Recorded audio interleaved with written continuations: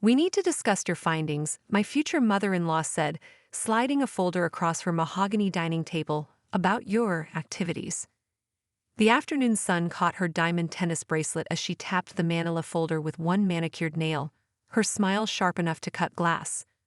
What she didn't know was that I'd been expecting this moment for 6 months, and I prepared something special just for her. "My name is Vera Blackwood, and I'm about to tell you how I turned my monster-in-law's own weapon against her in the most satisfying way possible. Let me back up.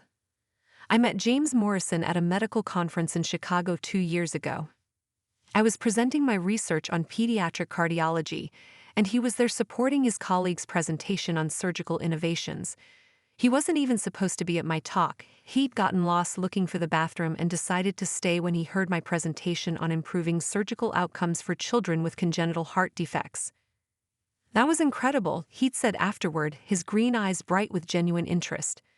"The way you explained the correlation between early intervention and long-term outcomes. I'm a surgeon, and even I learned something new." James was everything I'd never dared to hope for: brilliant, kind, funny, and refreshingly uncomplicated. He didn't care that I worked 80-hour weeks or that I often canceled dates for emergency surgeries.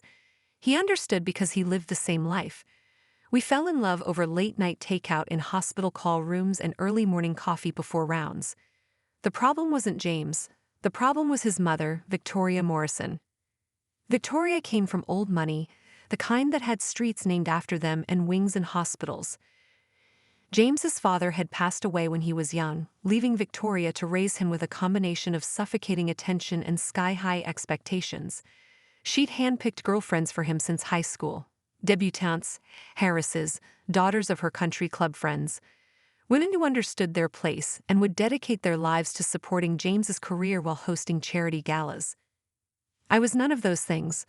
I was the daughter of a single mother who'd worked 3 jobs to put me through medical school. I clawed my way up through residency, fellowship, and into a position as one of the youngest department heads in the country. I didn't have time for charity galas. I was too busy saving children's lives. "She's interesting," Victoria had said the first time James introduced us, her eyes scanning my off-the-rack dress and practical flats. "And what does your father do, dear?" I wouldn't know, I'd answered honestly. He left when I was 2. The temperature in the room had dropped 10 degrees. From that moment, Victoria made her disapproval clear. There were the subtle digs. "Oh, you're on call again." "James needs a partner who can prioritize family." The not-so-subtle ones. "I found this lovely girl at the club, a Stanford graduate, just like James. She's free for dinner if you're too busy." And my personal favorite: "It's admirable that you work, dear, but James needs someone who understands society, not just surgery." James defended me, but Victoria was crafty. She never said anything too overt in front of him, saving her real venom for when we were alone. I endured it because I loved James and believed that eventually she'd accept me. Then James proposed. It was perfect. Just the 2 of us on a hiking trail we loved, autumn leaves crunching under our feet. He'd carried the ring for 3 miles, waiting for the right moment.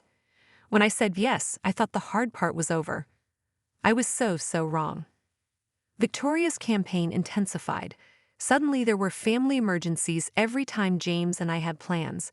She developed mysterious illnesses that required his immediate attention. She hired a wedding planner without asking and tried to hijack every decision. When I put my foot down, she played the victim.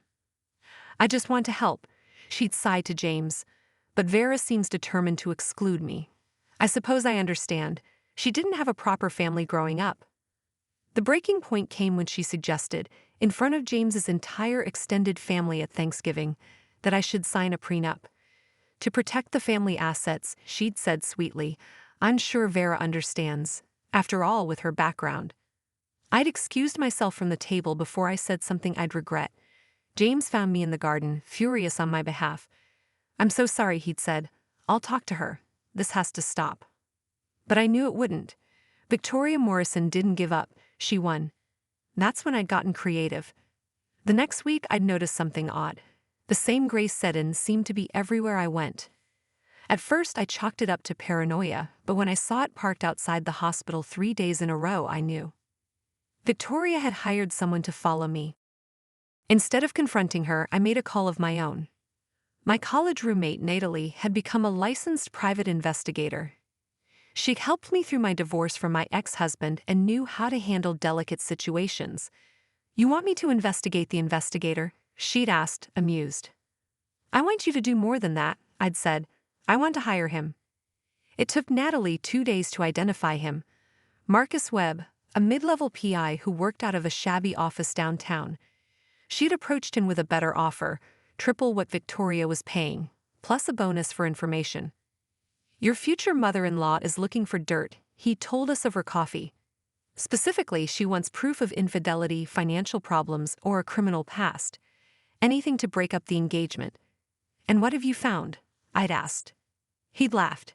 "You work 18-hour days and spend your free time with sick kids at the children's hospital. Your most scandalous activity is buying too much coffee. Lady, you're boring." "Perfect," I'd said. "Keep following me. Keep taking pictures. But I want you to start following someone else too." That's how I'd learned about Victoria's Tuesday afternoon book club that was actually trips to the casino. About the funds she'd been siphoning from the family trust. About her affair with her personal trainer, a man 30 years her junior who she'd set up in a luxury apartment downtown.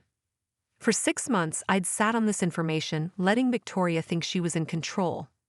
I'd smiled through her insults, stayed calm during her provocations, and let her believe I was exactly what she thought, a gold-digging nobody who didn't deserve her son.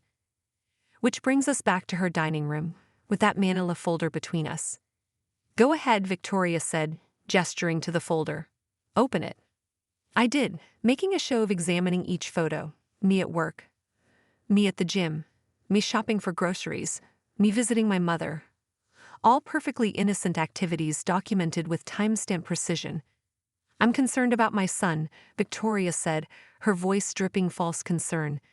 "These photos show a pattern of behavior that troubles me." "Oh?" I kept my voice mild. "Which behavior would that be?" "You work constantly. You barely make time for James. And these visits to suburban neighborhoods, are you seeing someone else?" I almost laughed. The suburban neighborhoods were where my mother lived. That's my mother's house. "So you say." Victoria leaned forward. "But can James trust you? Can our family? I think it's best if you end this engagement now before anyone gets hurt." "I see." I closed her folder carefully. "And if I refuse?" Her smile widened. "Then these photos go to James, along with some creative interpretation of what they mean. Do you really think he'll choose you over his mother?" This was it, the moment I'd been waiting for. "You're right," I said. "Full disclosure is important in a relationship."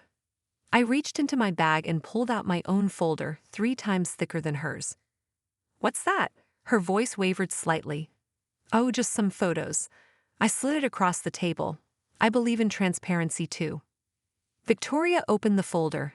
The first photo showed her entering the Riverside Casino. The second showed her at a high-stakes poker table. The third showed the betting slips. Her face went white. "How did you?"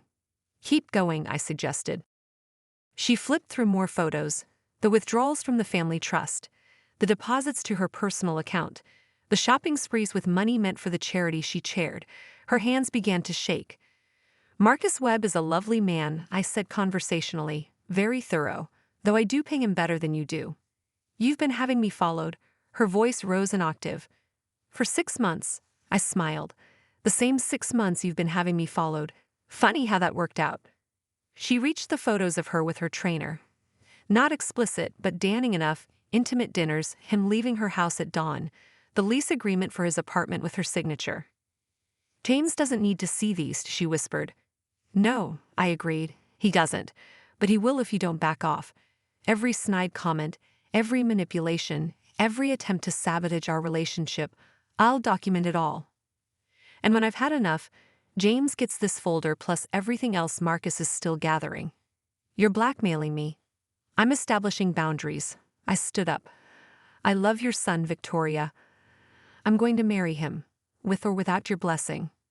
But I'm done being your punching bag. You can be part of our lives as a loving mother and grandmother to our future children. Or you can be the woman who lost her son because she couldn't control herself. Your choice." Victoria's perfectly composed facade finally cracked. "You can't. He won't." "Try me." I headed for the door, then paused. Oh, and Victoria, your book club called. They're wondering why you haven't shown up in 6 months. Maybe you should tell them about your new Tuesday hobby. I left her sitting there, surrounded by photos of her own secrets, finally understanding what it felt like to be watched, judged, and found wanting. James was waiting in the car, unaware of what had just transpired. How did it go? Did Mom behave herself? We had a very productive chat, I said, kissing his cheek. I think we've reached an understanding. And we had. The wedding was beautiful, with Victoria on her best behavior. She even complimented my dress, sincerely. She's been a model mother-in-law since, respectful of boundaries and genuinely interested in my work. Last month, she even defended me to her country club friends when they made snide remarks about working mothers. Marcus Webb still sends me updates occasionally, just to keep things honest. The folder remains locked in my safe, insurance I hope never to use again. Because that's the thing about mutual assured destruction. It works best when neither side pulls the trigger. My name is Vera Blackwood Morrison now. I'm a pediatric cardiac surgeon, a wife, and recently, a mother to beautiful twins. Victoria adores them, and I let her babysit twice a week. She's never mentioned the private investigator again, and neither have I. Some might call it blackmail. I call it leveling the playing field. After all, she started the surveillance game. I just played it better. And Marcus Webb? He sent a lovely wedding gift and a card that simply said, "Best double client I ever had." I kept the card. You never know when you might need a good private investigator again.